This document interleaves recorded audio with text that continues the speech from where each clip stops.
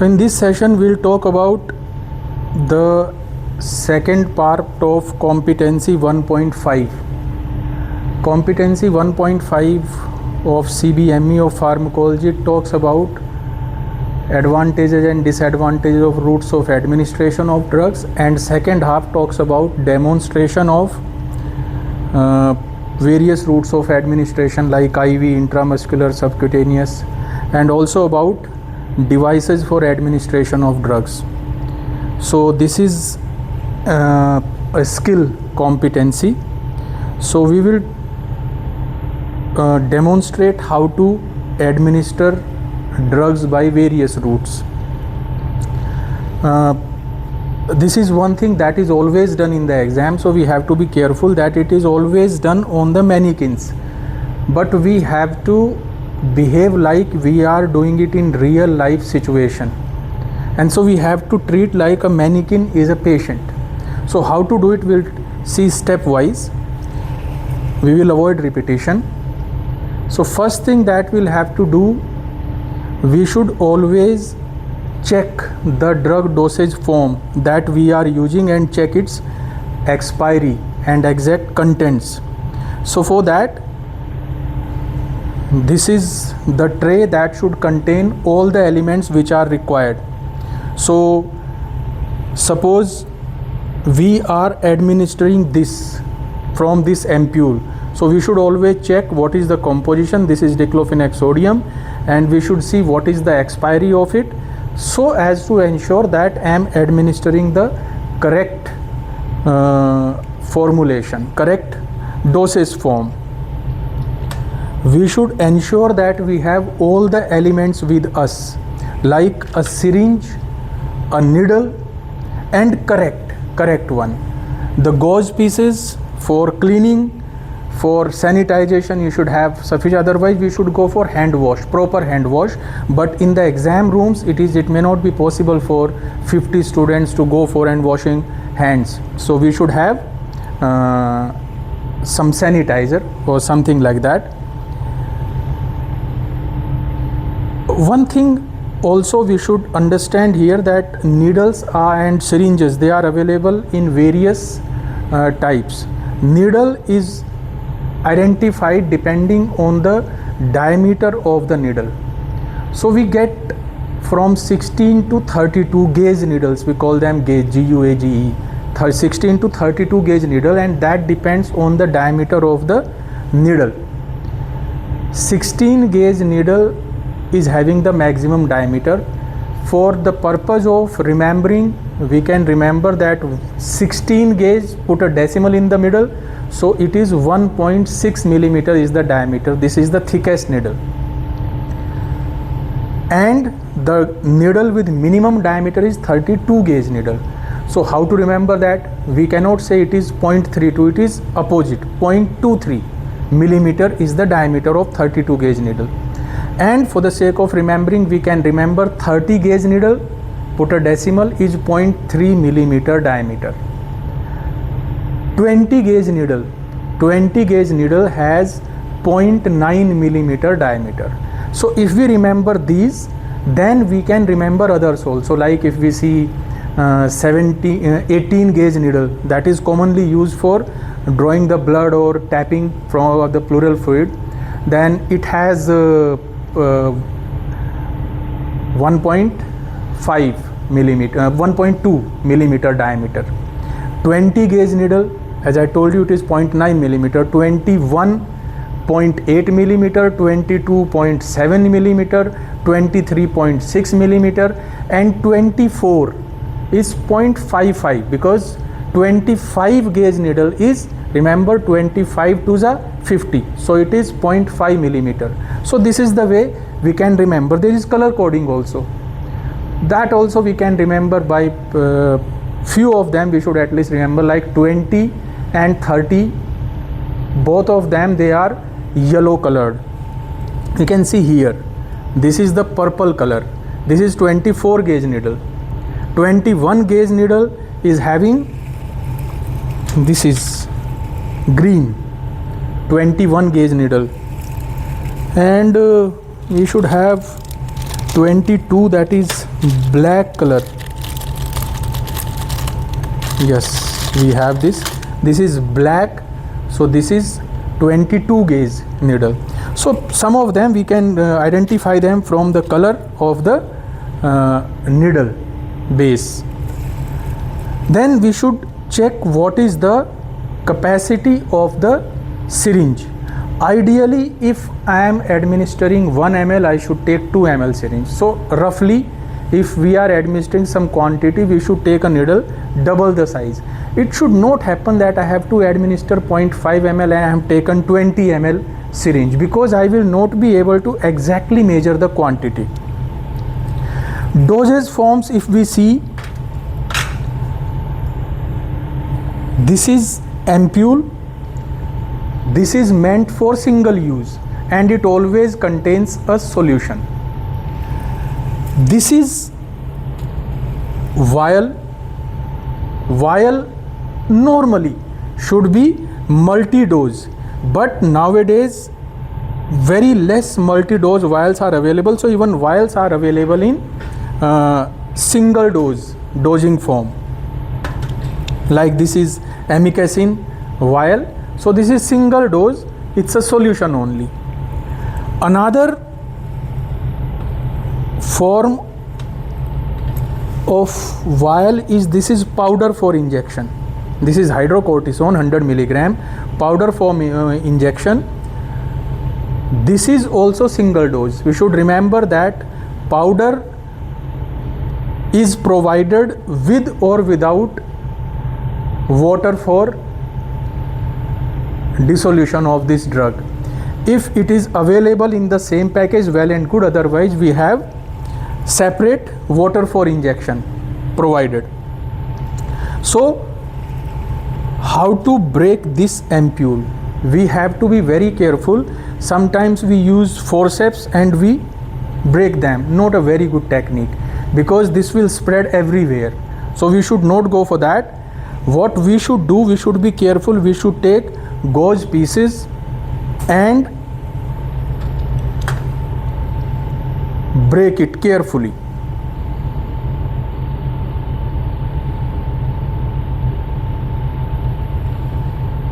This is what I am showing, because this is without groove. Normally ampules are available in two formats. One is with groove.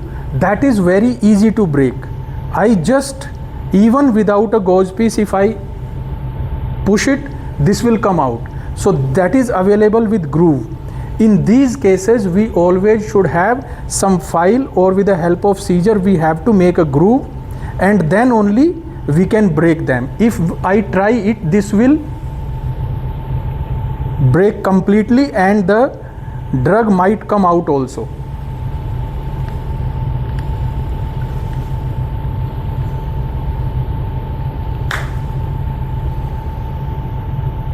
So even in this case we can break it, but we have to be careful. We should have this gauze with us. We can see this is completely broken. So if I don't use this gauze, then naturally I will be injured. So this is ampule, single dose. We have to withdraw from this.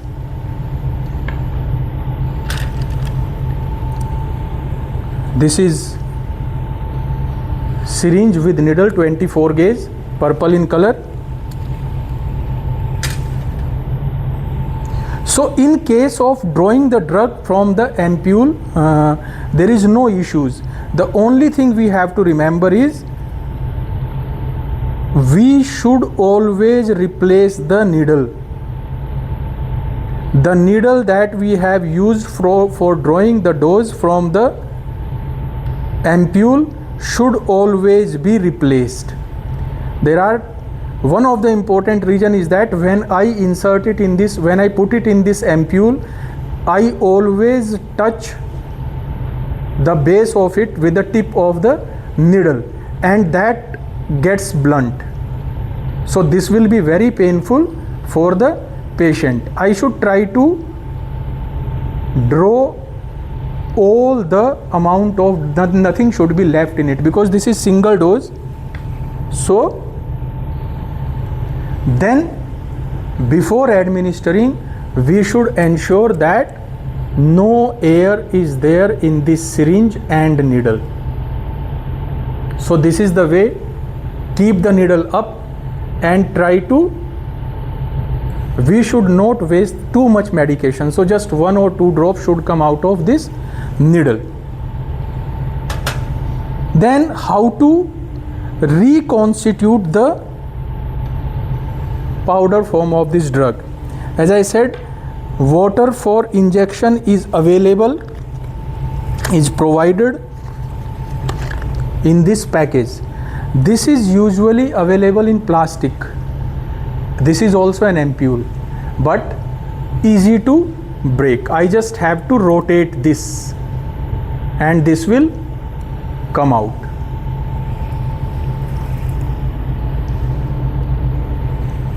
And then this is syringe and needle.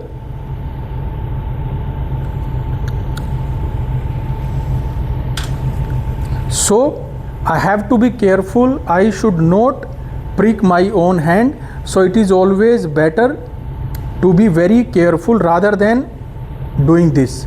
I should be very careful while putting the needle in this ampule and take the desired quantity. Suppose it is written on my formulation, on my dosage form, that it is to be reconstituted with 1 ml. So I will take 1 ml only.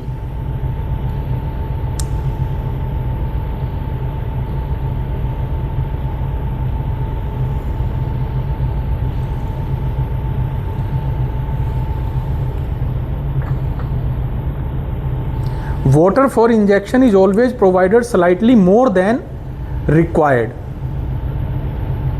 So I will check and I will take only 1 ml.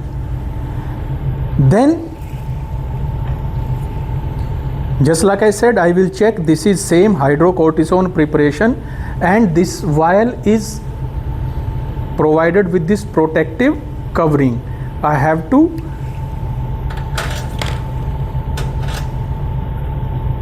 this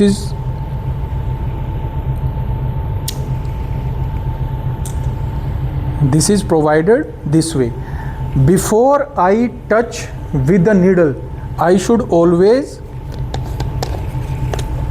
disinfect it. We should have these cotton balls with dipped in disinfectant.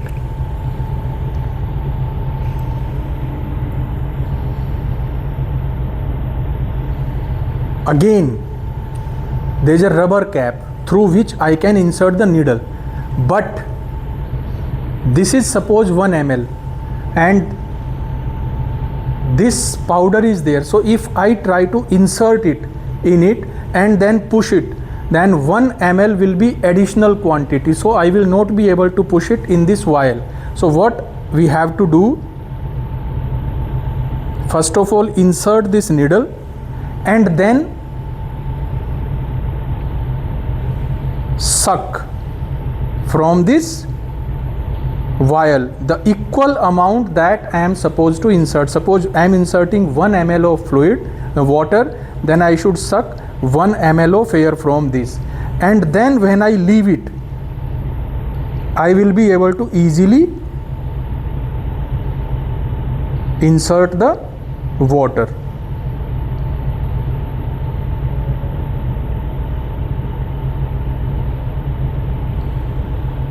When I have inserted the water in this vial, there are two things. One, I can withdraw this whole thing. Second thing, because I have to retake it from this vial only, तो उसमें से I can remove this syringe also and keep the needle in the vial only, because I will suck it through this needle only. How to mix it? I should not violently jerk it. It should be put on the plain surface and then rotate it in single direction, एक ही direction में उसको घुमाना है और बहुत ज़्यादा violently नहीं घुमाना है, वरना जो कंपोजिशन है उसका वो इमल्शन बन जाएगा सॉल्यूशन की बजाय। Keep checking.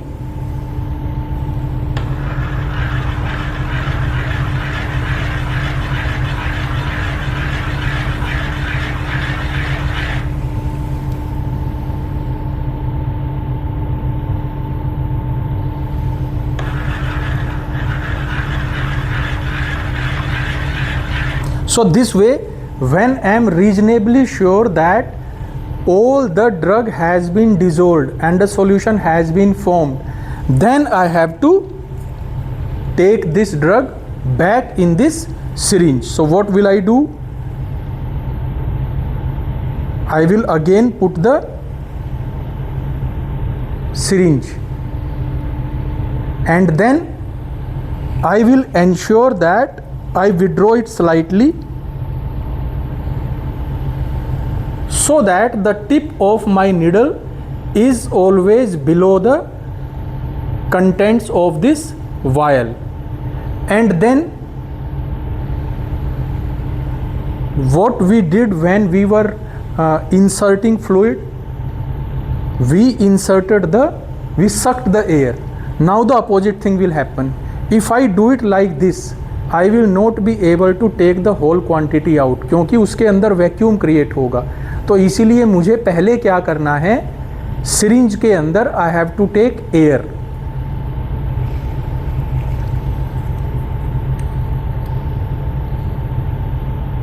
उसके this air I have to push in the vial, and now the contents of this vial will come automatically, even I am not making any efforts. I just have to ensure that the tip of my syringe is, of my needle is below the level of drug, and the whole quantity will come out. यहाँ पे एक चीज़ और याद रखनी है कि अगर उसके अंदर सपोज 100 मिलीग्राम हाइड्रोकोर्टिसोन और वो लिखा हुआ था कि it has to be dissolved in 1 ml, और मैंने गलती से 1.2 ml ले लिया, 1.3 ml ले लिया, तो ऐसा नहीं है कि मैंने वापस लेते टाइम केवल 1 ml ही लेना है। I have to take the whole quantity of this vial in this syringe because the dose is 100 milligram not 1 ml। तो इसीलिए उसको भी याद रखना है। ये होने के बाद में I have to replace the needle, I have to replace the needle, I have to take another needle. This is 21 gauge needle. I will put it and then I will remove the cap before I use it. Just like we talked about, though it is a mannequin, but I have to behave like this is a patient, this is a human being. And before I administer any drug to any human being, I have to reassure, I have to explain to the patient what I am going to do. तो हम आपको एक injection लगाएंगे, थोड़ा सा दर्द होगा आपको, जैसे एक चींटी काटने जितना दर्द हम उसको बोलते हैं ऐसे होगा। और दूसरी चीज़ हमने ध्यान रखनी है कि हम सही पेशेंट को दे रहे हैं क्या। तो हमने पेशेंट का नाम पूछना है कि ये वही पेशेंट है क्या, आप कहाँ से आए हैं और आपका नाम क्या है। ये पूछने के बाद में तब हम उसको इंजेक्शन लगाएंगे। तो सबसे पहले हम देखेंगे आईवी इंजेक्शन कैसे लगाना है। तो सबसे पहले जो आर्म है हमने डिसाइड करना है कहाँ लगाना है। तो जैसे हमने 4 आर्म में लगाना है, तो 4 आर्म को सबसे पहले ऐसे किसी टेबल या किसी जगह पे हमने रखना है जिससे उसकी मसल्स टाइट ना हो, तो उसको रेस्ट कराना है। उसके बाद में टूर्निके हम हमेशा जहाँ पे हमने इंजेक्शन देना है उसके ऊपर बांधते हैं।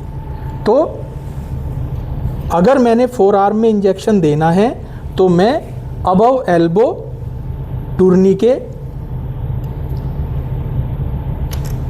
बांधूंगा और इतनी ज़ोर से बांधूंगा कि जो वेन्स हैं वो थोड़ी सी स्वेल हो जाएं। अगर फिर भी नहीं हो रही हैं तो मैं पेशेंट को बोल सकता हूं कि थोड़ा सा मुट्ठी बंद कीजिए, खोलिए। जब मुझे वेन्स दिखने लगें, जैसे यहाँ पर दिख रही हैं, तो आई हैव टू डिसाइड कि मैंने कौन सी वेन सेलेक्ट की है। उसके बाद में मैंने उस वेन को डिसइंफेक्ट करना है, उस पूरे एरिया को।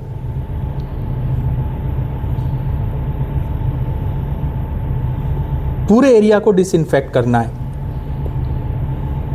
और फिर डिसाइड करके जैसे ये वाली वेन में लगाना है, तो इस वेन को मैं थोड़ा सा ऐसे करके और थोड़ा सा स्ट्रेच करने की कोशिश करूंगा, थोड़ा सा स्ट्रेच, जिससे वो स्टेबलाइज हो जाए। इसका पर्पज है कि वेन को मैं स्टेबलाइज करूंगा।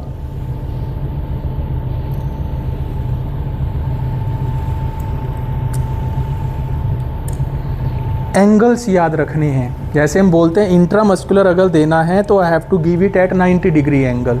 इंट्रावेनस जब हम देते हैं तो इसका angle is around 30 degree. Around 30 degree पे हमने देना है। वेन के ऊपर जाके अराउंड 30 डिग्री पे 2-3 मिलीमीटर जब मैं पुश करता हूं, तो जब मैं वेन में होता हूं तो नॉर्मली जब पेशेंट के अंदर करते हैं तो एक टिंज ऑफ ब्लड यहाँ पे बेस ऑफ द निडल पे आ जाता है, तो इसका मतलब मैं सही जगह पहुँच गया हूँ। लेकिन तभी भी थोड़ा सा, जैसे यहाँ पर भी ये कलर चेंज हो गया है, तो इसका मतलब वो वेन में है। फिर भी मैं थोड़ा सा ड्रॉ करके देख लेता हूँ कि हाँ ब्लड सही है। जब आई एम श्योर कि हाँ अब मैं वेन में हूँ, थोड़ा सा और इंसर्ट करूँगा तो अराउंड 0.5 अंदर चला जाएगा, 0.5 मिलीमीटर। उसके बाद में before I push the drug मैं पहले टूर्निके को खोलूँगा। कोई असिस्टेंस अगर साथ में है, असिस्टेंट, तो उसको आपने बोलना है कि टूर्निके खोल दीजिए। वो करने के बाद में then I will push the drug slowly. उस टाइम भी देखते रहना है कि वहाँ पे कोई स्वेलिंग तो नहीं हो रही है, और पेशेंट से पूछते रहना है कि बहुत ज़्यादा दर्द तो नहीं हो रहा है, क्योंकि अगर नीडल वेन में नहीं हुआ तो पेशेंट को दर्द भी ज़्यादा होगा और स्वेलिंग भी वहाँ पे होगी। तो वो देने के बाद में कंप्लीटली जब एम्प्टी हो जाए आपकी सिरिंज, तो आपने इसको एक झटके के साथ बाहर निकालना है और साथ की साथ। So now we will see how to administer a drug intramuscularly. So rest of the steps are same that we followed in IV administration, how to reconstitute a drug, how to fill the syringe. तो अभी केवल देखना है कि intramuscular अगर administration हमने करना है तो कैसे करना है। तो उसको हमेशा याद रखना है, we have to wash our hands और सैनिटाइज दैम प्रॉपरली। और उसके बाद में सिरिंज जिसके अंदर ड्रग है उसके अंदर से पूरे एयर बबल्स अच्छे से निकालने हैं। यू कैन टैप, जैसा हमने पहले भी बात की, दिस इज़ 21 गेज नीडल। तो नॉर्मली इंट्रामस्कुलर के लिए 22 गेज नीडल ले सकते हैं, आईवी के लिए 20 गेज नीडल ले सकते हैं। तो उसमें फिर से पेशेंट को रीअश्योर करना है, उसका नाम पूछना है, कहाँ से आए हैं वो पूछना है, और उसको बताना है कि मैं इंजेक्शन लगाऊंगा। अभी हम आपको एक डेल्टॉइड में इंजेक्शन लगाएंगे, आपके कंधे में इंजेक्शन लगाएंगे। थोड़ा सा आपको दर्द होगा, जैसे जैसे चींटी काटती है उतना दर्द होगा, लेकिन उसमें घबराने की आवश्यकता नहीं है। ज़्यादा दर्द हो तो आप मुझे बता देना। उसके बाद में डेल्टॉइड में कहाँ पे इंजेक्शन लगाना है, तो इसका याद रखना है कि ये हमारा है एक्रोमियन प्रोमिनेंस है, एक्रोमियन स्ट्रक्चर।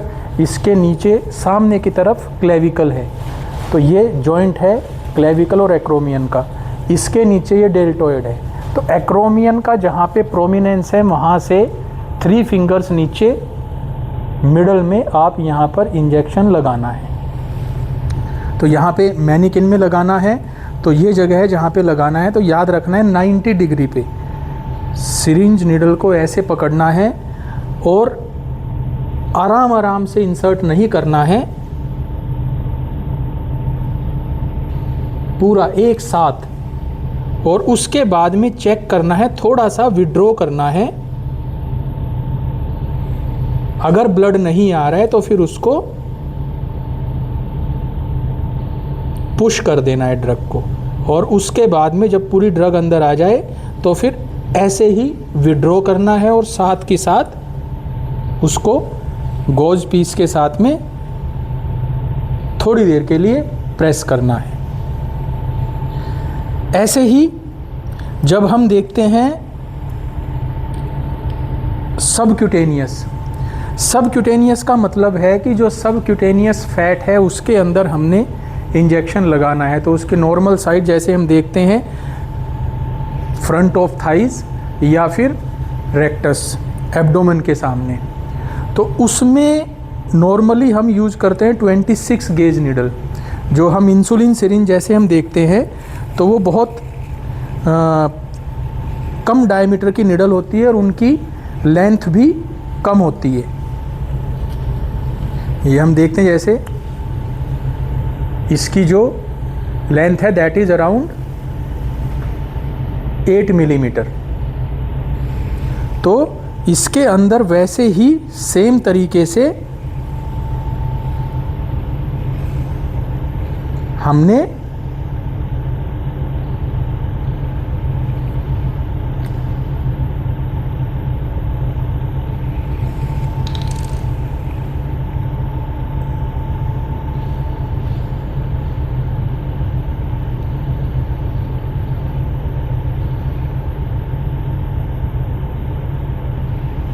लेना है ड्रग को और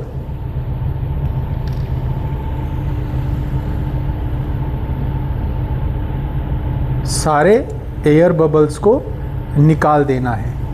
तो इसको सबक्यूटेनियस देने के लिए हमने सेम प्रोसेस, पहले हैंड वॉश करना है, पेशेंट को एश्योर करना है, और उसके बाद में जो देने का तरीका है उसमें हमने हमेशा एक पिंच करना है, क्योंकि हमने सबक्यूटेनियस फैट में देना है तो हमने पिंच करना है इसको और इस तरह से बल्ज बनाना है, और उसके बाद में 45 डिग्री के एंगल पे ऐसे और पूरा 5 मिलीमीटर अंदर डालना है और उसके बाद में पुश कर देना है और निकाल लेना है।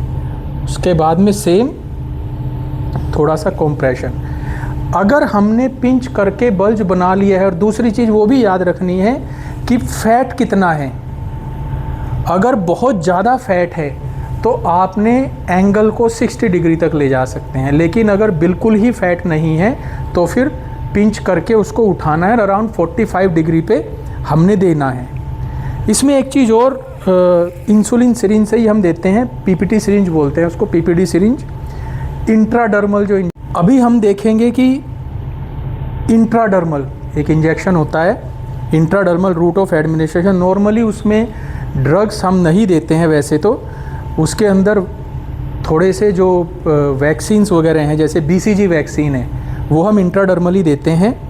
तो दूसरे जो हम टेस्टिंग करते हैं ट्यूबरकुलिन सिरिंज से, तो पीपीडी जो देते हैं वो भी हम इंट्राडर्मली देते हैं ताकि उसके अगेंस्ट इन्फ्लेमेशन हो सके और एंटीबॉडीज़ बन सकें।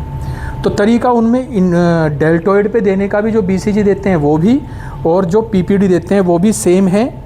तो उसमें केवल हमने ये याद रखना है कि उस एरिया को क्लीन करके, बाकी के जैसे हमने पहले स्टेप्स देखे हैं तो हमने वो सारे फॉलो करने हैं। पहले हैंड वॉश करना है, पेशेंट को एश्योर करना है और जो आर्म है उसको रेस्ट कराना है।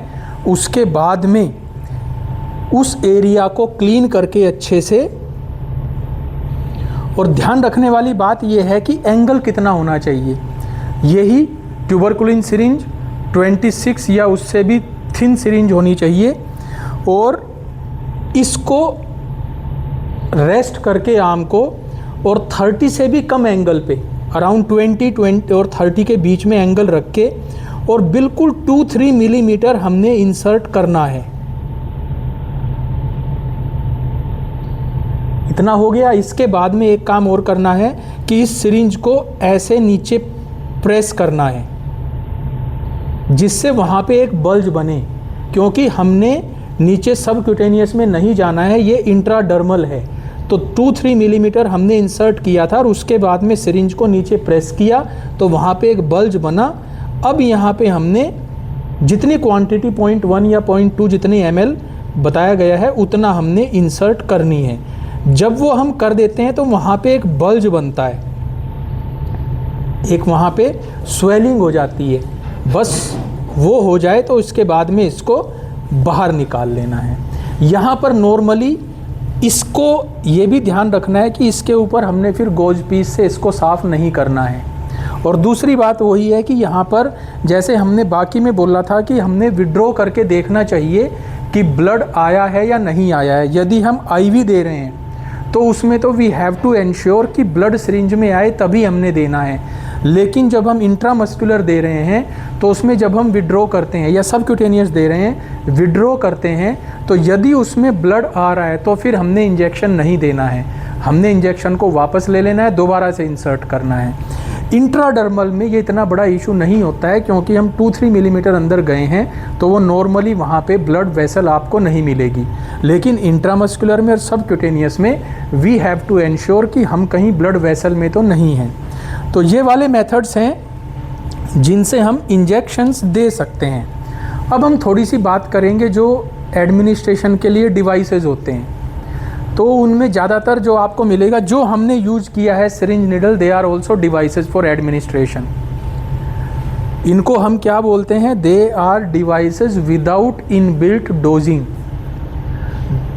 उसी तरीके से इनहेलेशनल में भी हमें वो मिलते हैं डिवाइसेस विदाउट इनबिल्ट डोज। जैसे ये है rotahaler. Rotahaler is a device without inbuilt dose. इसके अंदर हमें अलग से कैप्सूल डालना पड़ता है तभी हम उसको ले सकते हैं। दूसरे हैं डिवाइसेस विद इनबिल्ट डोज, जैसे ये मीटर डोज इनहेलर है, इसके अंदर ही डोज है, तो इसके अंदर एरोसोल फॉर्म में डोज होती है। तो इनको कैसे यूज करना है वो हम अभी देखेंगे। रोटाहेलर का एडवांटेज वही है कि इसको हमें ब्रेथ के साथ में सिंक्रोनाइज नहीं करना पड़ता है। तो इसमें हम क्या करते हैं, जो भी ड्रग हमने एडमिनिस्टर करनी है वो उसके साथ में ही आती है। जैसा ये वाला है, तो सपोज हमने बुडाइजोनाइड का कैप्सूल लिया है, तो इसको हमने जो वाइट वाला पार्ट है उसको नीचे की तरफ रख के इसमें जो जगह बनी हुई है कैप्सूल इंसर्ट करने की वो ये है। ऐसे करना है, पूरा ऐसे इंसर्ट किया और फिर हमने इसका नीचे वाला पार्ट घुमाना है।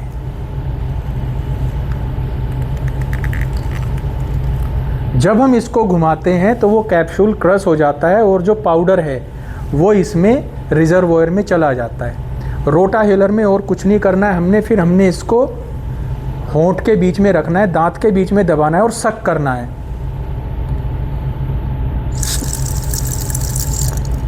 पूरी जोर से सक करना है तो जो ड्रग है पाउडर फॉर्म में वो हमारे लंग्स में चली जाएगी। उसके बाद में हमने इसको साफ करना है। इसको हम जब घुमा के नीचे वाला ये पार्ट निकाल सकते हैं जिसमें हमें दिखेगा वो टूटा हुआ कैप्सूल, तो इसको हमने फिर साफ करके और तब उसको रखना है। तो ये है रोटाहेलर। मीटर डोज इनहेलर में ऑलरेडी एरोसोल फॉर्म में ड्रग है, तो इसमें हमने इसकी सबसे बड़ी प्रॉब्लम मीटर डोज इनहेलर की है सिंक्रोनाइज करना ब्रेथ के साथ में। जब हम सांस लेना शुरू करते हैं, मुंह से सांस लेना है, उसके साथ में इसको जब हम दबाएंगे तो इसमें से एरोसोल फॉर्म में ड्रग निकलेगा। लेकिन ऐसा नहीं करना है कि पहले हमने इसको प्रेस करके ड्रग निकाल दिया और बाद में हमने ब्रीदिंग कर रहे हैं, या ऐसा भी नहीं करना है कि पूरी सांस ले लिया और उसके बाद में इसको हम वो कर रहे हैं। तो ऐसा नहीं करना है कि और फिर इसको प्रेस कर रहे हैं, या इसको प्रेस कर दिया और फिर बाद में सांस ले रहे हैं, ऐसा नहीं करना है। वही इसकी एक ट्रिक है और इसीलिए इसको यूज करना बहुत मुश्किल माना जाता है। तो सबसे पहले इसको हमने अच्छे से हिलाना है, उसके बाद में कैप निकालना है और फिर इसको भी अपने होंठ के बीच में, दांतों के बीच में दबाने की कोशिश करनी है। लेकिन हम ये नहीं कह सकते कि होंठ हमने पूरी तरह से बंद रखने हैं, क्योंकि हमने मुंह से ही सांस लेना है। और जब मैं सांस लेना शुरू करता हूँ, साथ के साथ इसको प्रेस करना है और फिर ब्रेथ होल्डिंग थोड़ी देर करना है, फिर सांस छोड़ना है। जैसे पूरी तरह से पहले सांस छोड़ना है,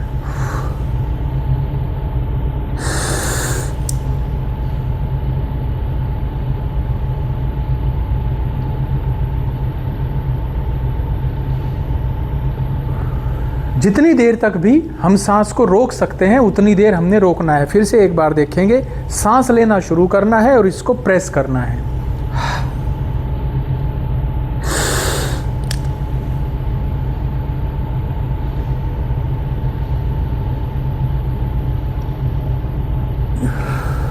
फिर इसको साफ करके कैप लगा के रख देना है। और जो डिवाइसेज इनहेलेशन के लिए हैं, जैसे ये है स्पेसर यूज किया जाता है एमडीआई के साथ में, मीटर डोज इनहेलर के। ये भी एक डिवाइस है विदाउट एनी डोज। इसके साथ में, लेकिन ये अकेला कुछ नहीं कर सकता, इसके साथ में हमें मीटर डोज इनहेलर यूज करना पड़ता है, जो इसके ऊपर फिट हो जाता है।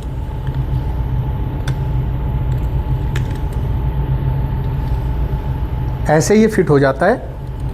बाकी सारा प्रोसेस सेम है, बस इसमें क्या फ़ायदा होता है कि इसमें हमें सिंक्रोनाइज नहीं करना है ब्रेथ को। तो जो लोग सिंक्रोनाइज नहीं कर पाते हैं वो क्या कर सकते हैं कि इसको यहाँ से सांस लेते रहें और बीच में उसको, अगर एक डोज लेनी है तो एक बार, अगर 2 बार करना है तो 2 बार उसको प्रेस करके डोज इसके अंदर रिलीज होगा वो। तो सांस इसके अंदर नहीं छोड़ना है। वैसे इसके अंदर इनबिल्ट मैकेनिज्म है कि जब मैं सांस छोड़ूंगा अंदर नहीं जाएगा, तो ये 1 वे बनाया हुआ है यहाँ पे। तो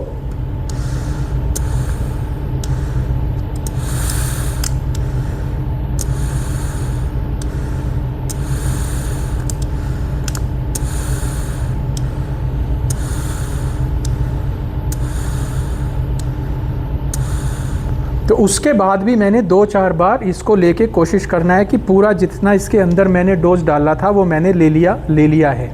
तो इसको हमने पूरी तरह से होंठ बंद रखने हैं यहाँ पे, और फिर सांस लेना है। तो इसकी जो एक्सहेल होगा वो साइडों से होता है इसके अंदर। तो ये हो गया स्पेसर। ऐसे ही आजकल बड़े सारे इक्विपमेंट्स आ रहे हैं, जैसे ये वाला है जिसको हम सिप हेलर बोलते हैं, और भी रोटा हेलर्स, और बहुत सारे आजकल स्पिन हेलर बहुत सारे आ रहे हैं। तो ये वाला हम दिखा रहे हैं क्योंकि थोड़ा यूनिक है। नॉर्मली जो रोटा हेलर होता है उसके अंदर हमें कैप्सूल डालना पड़ता है और वो सिंगल डोज के लिए यूज होता है। दूसरा कैप्सूल डालेंगे दूसरी डोज है। लेकिन ये वाला पाउडर डोज इन्हेलर भी मल्टीपल डोज के साथ में अवेलेबल है। तो इसके अंदर अराउंड 40 डोजेज होते हैं, जो यहाँ पे दिखता रहता है कि कितने डोज हो गए हैं। तो इसमें कुछ नहीं करना है, बिल्कुल इसका सिंपल तरीका जो है, इसमें हम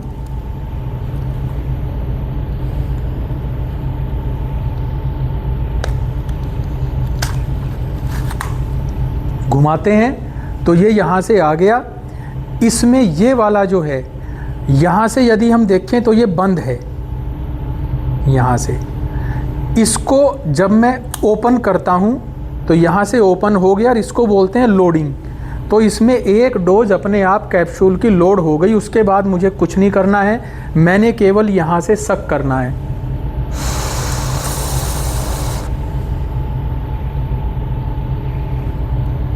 रिटेन करना है थोड़ी देर अपने पास में, और फिर इसको वापस से बंद करके और पूरा घुमा के ऐसे रख देना है। तो ये वाले सारे, मतलब इसमें केवल ये उन्होंने टेक्निक यूज करके जितना यूज़र फ्रेंडली हो सकता है उतना यूज़र फ्रेंडली बनाने की कोशिश की जा रही है। Thank you.